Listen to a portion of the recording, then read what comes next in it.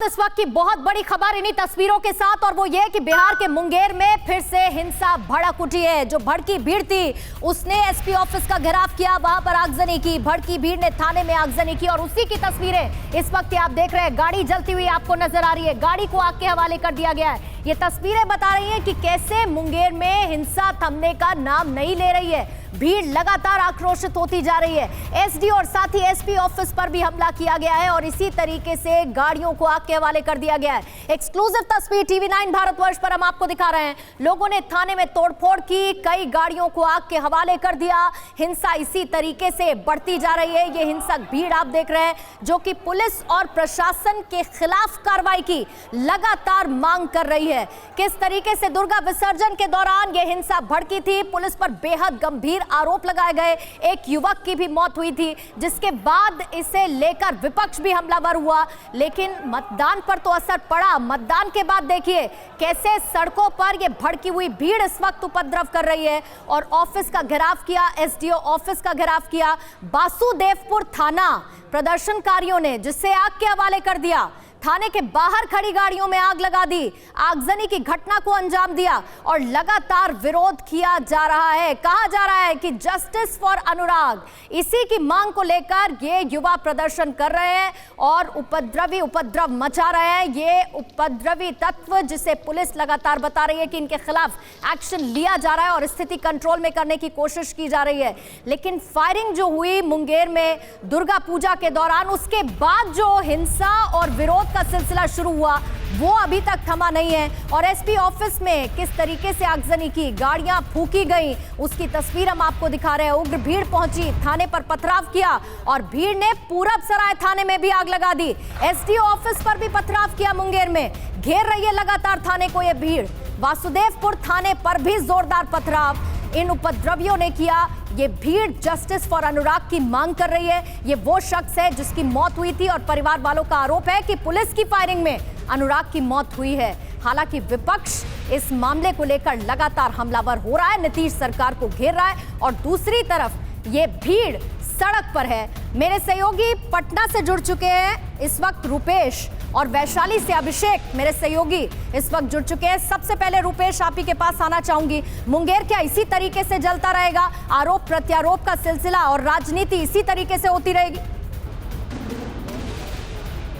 जी देखिए, कल तक तो लोग वहां पर जब्त किए हुए थे, लोग सब्र किए हुए थे कि क्योंकि कल बड़ी संख्या में फोर्स का डिप्लॉयमेंट किया गया था, कल वहां पर चुनाव था। लेकिन उसके बाद लोगों का ये आरोप है कि 48 घंटे बीत जाने के बाद भी प्रशासन ने सुध नहीं ली थी अनुराग और उसके परिजनों की कोई सुध नहीं ली है। अनुराग तो पुलिस की गोली का शिकार हुआ, लेकिन उसके बाद उसके परिजनों ने कहा था कि आप मिलें उनसे, उनको कम से कम ढाढ़स बताएं किसके आदेश से गोलियां चली और किस तरह से।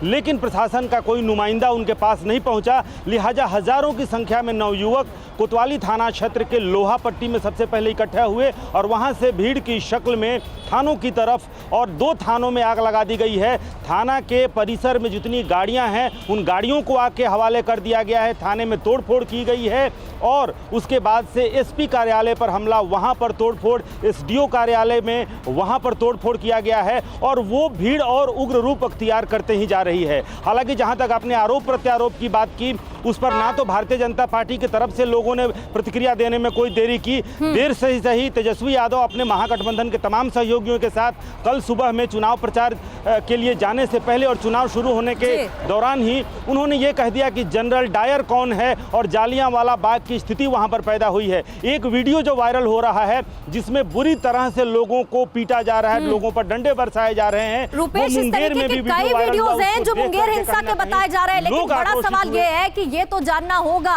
कि अनुराग की मौत हुई तो किसकी गोली से हुई, क्योंकि परिवार वालों का अपना आरोप है, पुलिस वालों का अपना वर्जन है। एक और बड़ी खबर आपको बता दें और उसके बाद अभिषेक के पास हम चलेंगे जो कि इस वक्त वैशाली में मौजूद हैं। हिंसा में युवक की जो मौत हुई उस पर ये लोग भड़के हुए हैं और पुलिस के खिलाफ 48 घंटे से ये प्रदर्शन जारी है। प्रशासनिक अफसरों के न पहुंचने से भड़के लोग हैं, जैसा कि रूपेश अभी जानकारी दे रहे थे, क्योंकि परिवार वाले ये कह रहे हैं, जो लोग हैं वो कह रहे हैं कि कम से कम आप अनुराग के परिवार की सुध तो लीजिए, उनसे जाके मुलाकात तो कीजिए। 48 घंटे के बाद ये प्रदर्शन अब हिंसक होता जा रहा है और एसडीओ ऑफिस के बाहर देखिए किस तरीके से उपद्रवी पहुंचे, वहां गाड़ी को आग के हवाले कर दिया। ये हिंसा इसी तरीके से बढ़ती बढ़ती जा रही है। बाहर खड़ी गाड़ियों में आग लगा दी, धू धू कर जलती गाड़ियां आपको नजर आ रही हैं। और ये बिहार के मुंगेर का हाल है। दुर्गा विसर्जन से शुरू हुआ ये विवाद, उसमें हुई फायरिंग से शुरू हुआ ये विवाद, अब इस हिंसक प्रदर्शन तक जा पहुंचा है। अभिषेक के पास आपको लिए चलती हूँ। अभिषेक, सवाल ये कि ये समझना, जानना, ढूंढना, जांच करना तो पड़ेगा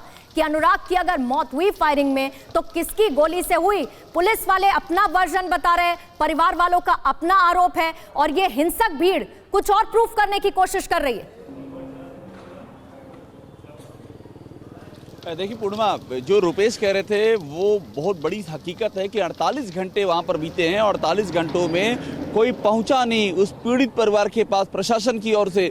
ये एक बड़ी वजह है। एक जो दूसरी बड़ी वजह वहां के लोग बता रहे हैं वो ये है कि बजाय कोई कार्रवाई करने के जस्टिफिकेशन दिए जा रहे हैं। ये कहा जा रहा है कि असामाजिक तत्वों ने पुलिस पर मामला किया।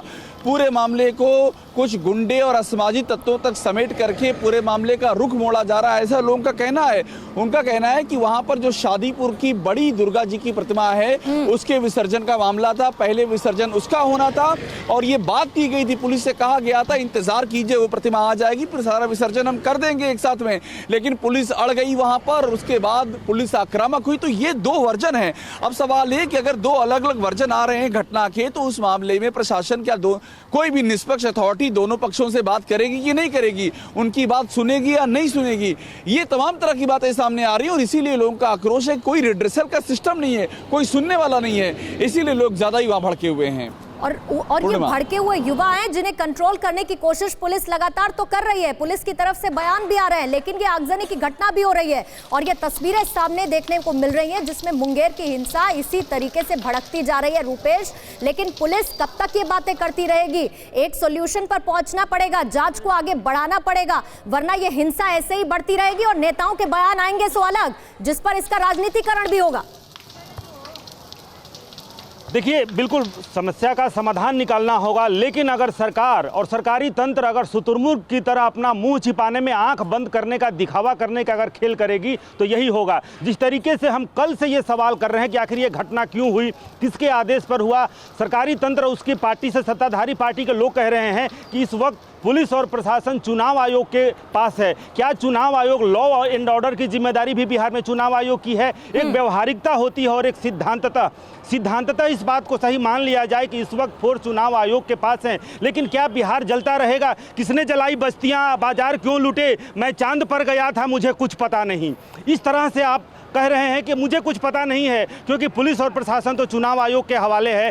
क्या आपका एक जिला, आप इस वक्त पदेन मुख्यमंत्री हैं, क्या मुख्यमंत्री और तमाम लोग जो उनकी पार्टी के जो लोग हैं जिस तरह से इस पूरी जिम्मेदारी से पल्ला झाड़ रहे हैं, वो तो यही है कि मुझे पता नहीं है, मैं चुनाव में व्यस्त हूँ, मैं चुनाव प्रचार करने में व्यस्त हूँ, मैं कैलकुलेशन लगाने में व्यस्त हूँ कि कल जो 71 सीटों पे चुनाव हुए उसमें कहाँ हमको कितना परसेंट वोट आया। रूपेश, ये समझना बहुत मुश्किल नहीं है जब आप ये कहते हैं कि मुझे तो इस बारे में जानकारी नहीं है। अगर जानकारी नहीं है तो ये तस्वीरें देख लेनी चाहिए, तो शायद जानकारी हो जाएगी। अगर जानकारी नहीं है तो ये बड़ी खबर देख लेनी चाहिए, तब जानकारी हो जाएगी। क्योंकि मुंगेर का ये हाल है, ये पूरी की पूरी भीड़ जो इस वक्त आपको नजर आ रही है, ये भीड़ इसी तरीके से थानों का घेराव कर रही है। एक नहीं, दो थानों को घेरा गया है, आगजनी की गई है। और ये देखिए, ये जस्टिस फॉर अनुराग के नारे, ये वो भीड़ है जो लगा रही है और इसी तरीके से आग के हवाले कर दिया गया है गाड़ी को। आग जलती हुई, धू धू कर जलती है गाड़ी, फूकी गई आपको नजर आ रही है। और देखिए पीछे पूरा सन्नाटा, यहां पर भीड़ पहुंचती है, जस्टिस फॉर अनुराग की मांग करती है और साथ ही पुलिस और प्रशासन के खिलाफ एक्शन लेने की बात यह भीड़ करती हुई नजर आ रही है।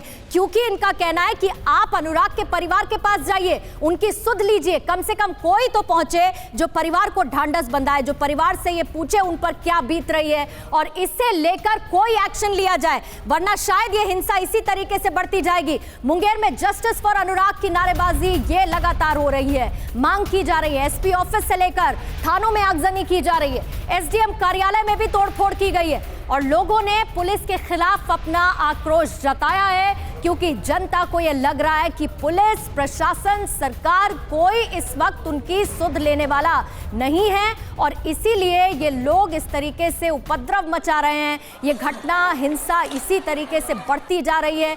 वासुदेवपुर थाना है, वहां पर प्रदर्शनकारी पहुंचते हैं, आग के हवाले उसे कर देते हैं और आपको जो जलती हुई गाड़ियां नजर आ रही हैं, इसे लेकर लोगों का आरोप है कि पुलिस प्रशासन को कोई मतलब नहीं है और इसीलिए अपनी आवाज पहुंचाने की कोशिश हम कर रहे हैं। जस्टिस फॉर अनुराग की मांग को लेकर ये लोग सड़कों पर उतरे हैं।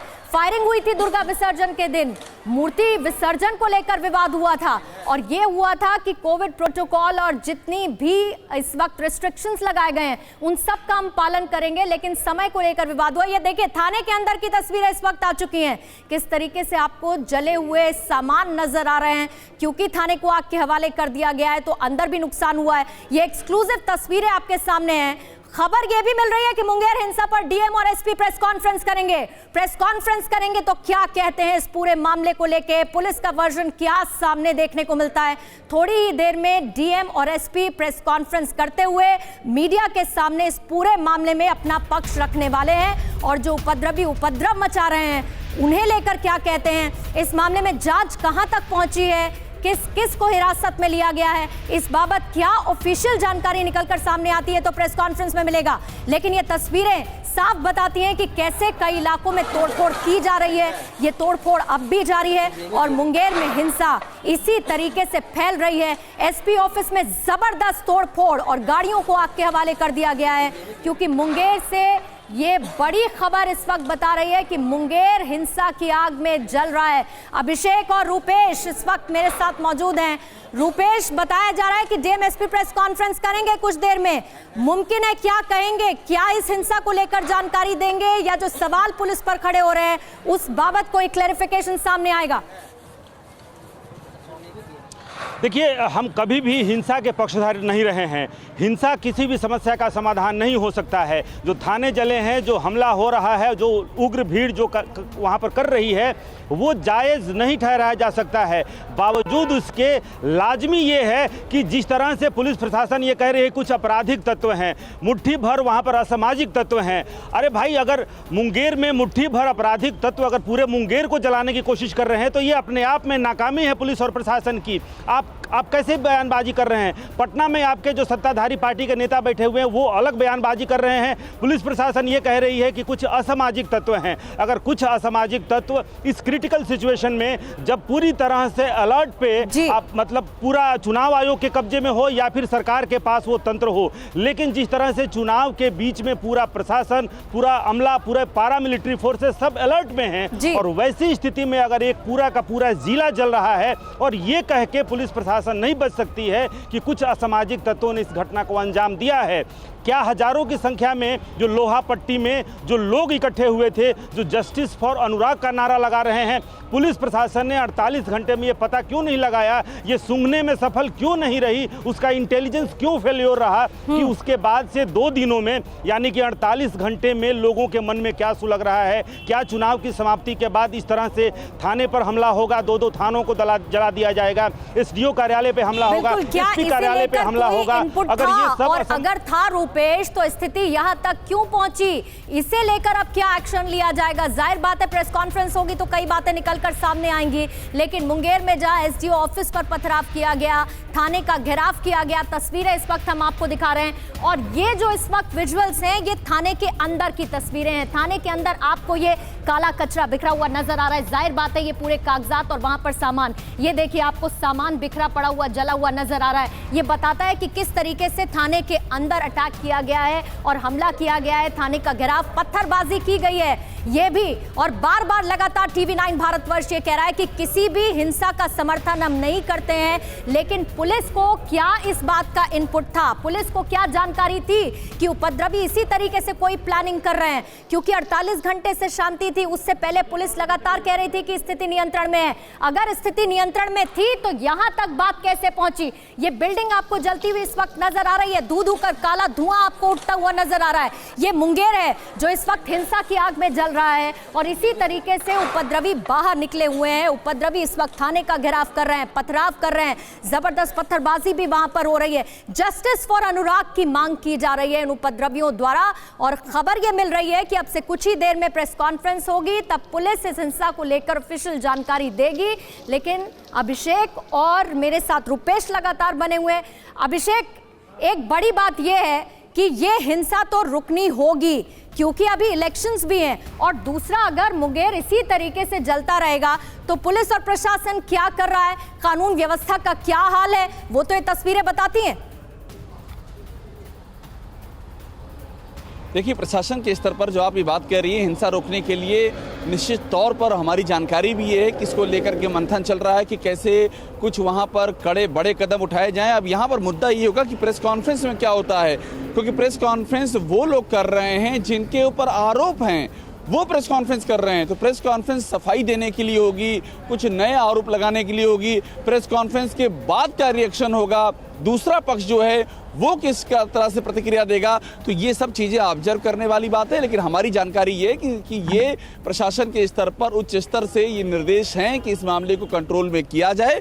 और किसी कार्रवाई के होने की बात भी चल रही है। वो कार्रवाई क्या है, वो तस्वीर अभी साफ नहीं हो पाई है प्रशासन के स्तर पर। वो तस्वीर जब साफ हो जाएगी कि किस तरह का एक्शन लिया जा रहा है, तो उसके बाद आप ये जमीनी स्तर पर भी उसका असर, उसकी प्रतिक्रिया नजर आएगी। उसका भी इंतजार है, भी देखने को मिलेगी। अभिषेक, मैं लौटूंगी आपके पास, रुपेश भी हमारे साथ बने हैं। लेकिन एक और बड़ी खबर आपको बता दें, मुंगेर की ये जो घटना हुई, इस पर मनोज तिवारी का स्टेटमेंट, बड़ा बयान है।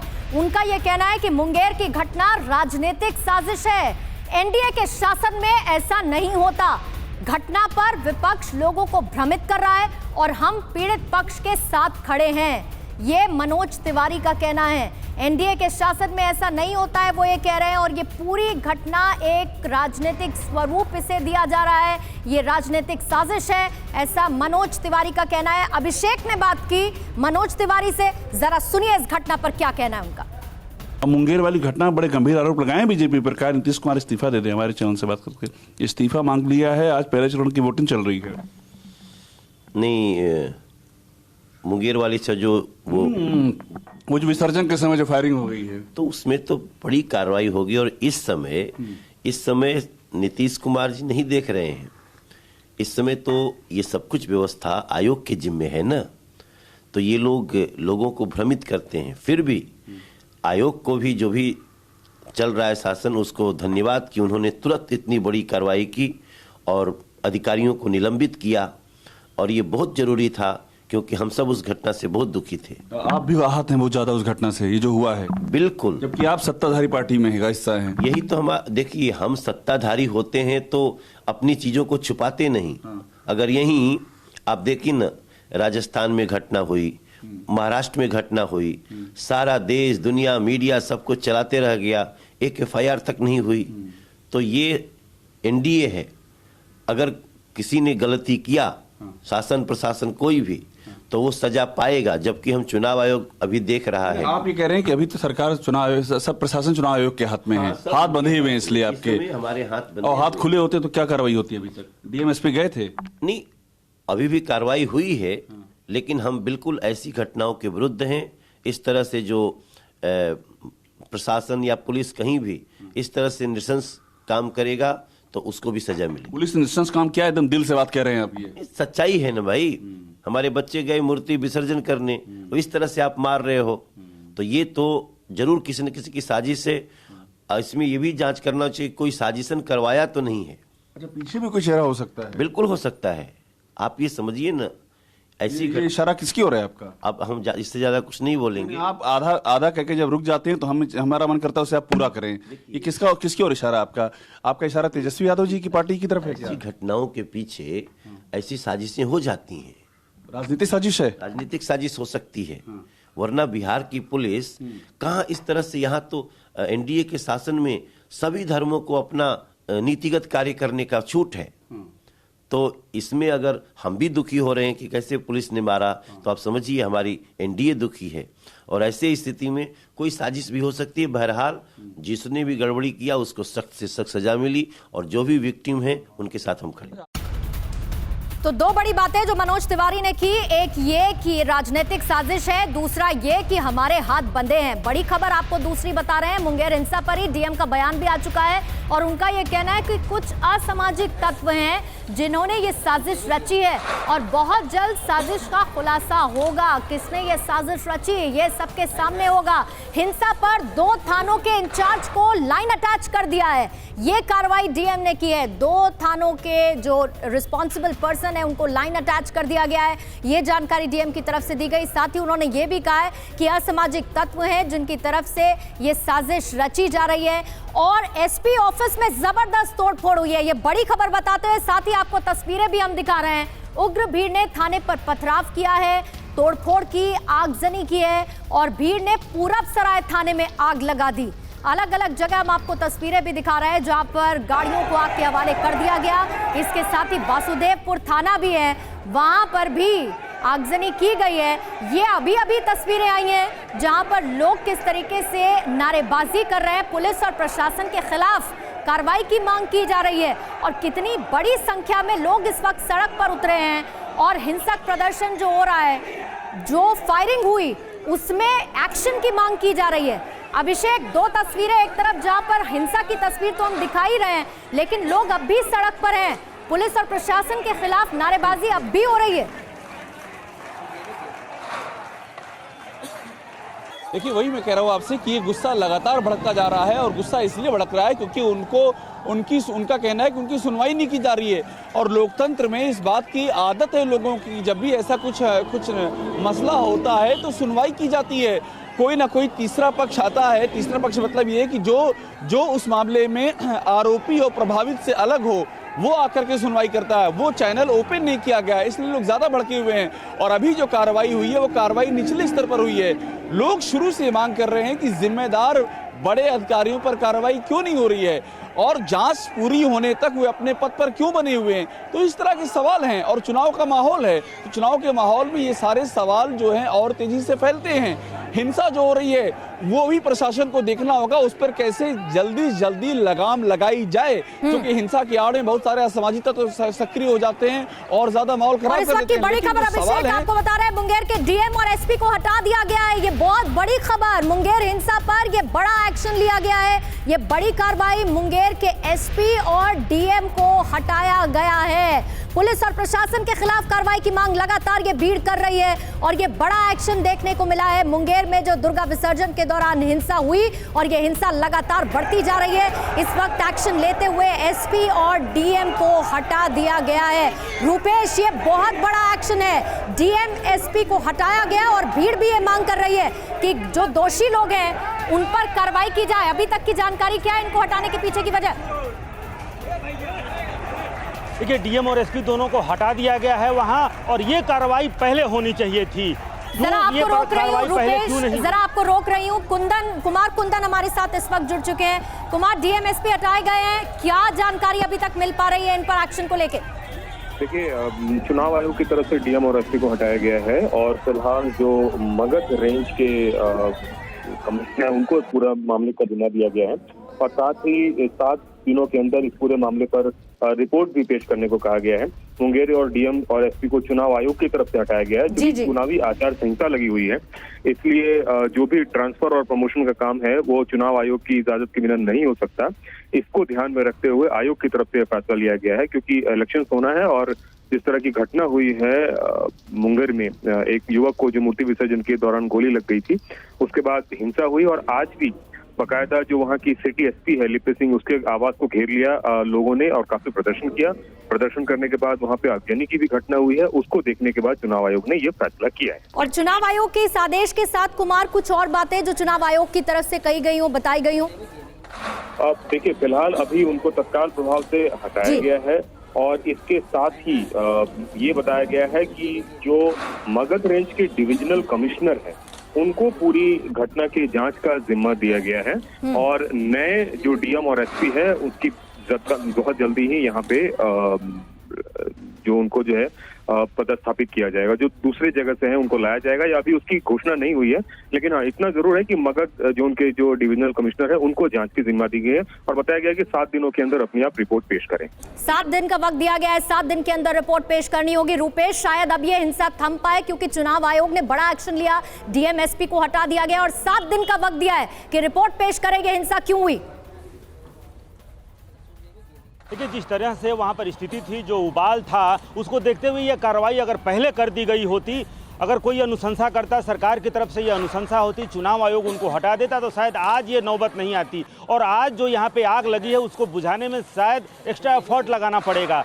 क्योंकि वहां पर जो आग लगी है सिर्फ डीएम और एसपी को हटा देने भर से। हालांकि टीवी 9 भारतवर्ष की ये अपील होगी कि कार्रवाई हो रही है, लोग वहां पर अपने अपने सब्र बनाकर रखें, क्योंकि संपत्ति उनकी है, नुकसान उनका हो रहा है। लिहाजा अगर कार्रवाई हो रही है तो लोगों को भरोसा ये रखना चाहिए। हालांकि ये कार्रवाई अगर पहले होती और आज जब डीएम एसपी अगर प्रेस कॉन्फ्रेंस, हालांकि अब हटा दिया गया है, लेकिन उसके बाद भी अगर उनको ये बताना जरूर चाहिए।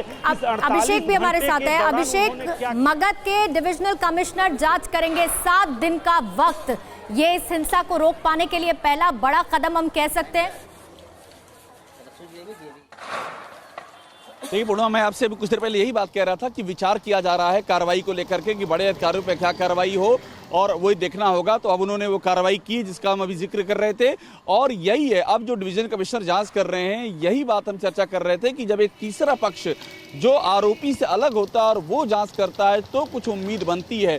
तो ये जो इतना वहाँ टेंशन बिल्डअप हो गया है, उसको अनचैनल करने का, उसको बाहर निकालने का, उसे डिफ्यूज करने का फाइनली एक रास्ता खोला गया है।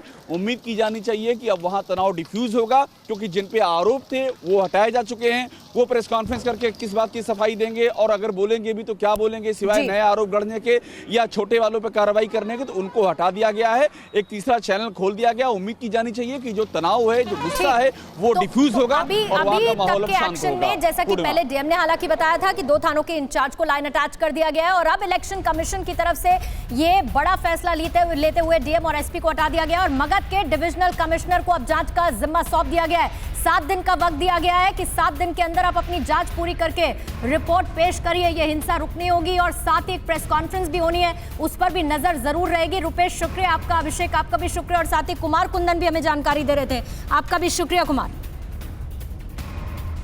अड़ी सोमवार से शुक्रवार शाम 6 बजे सिर्फ टीवी 9 भारतवर्ष पर।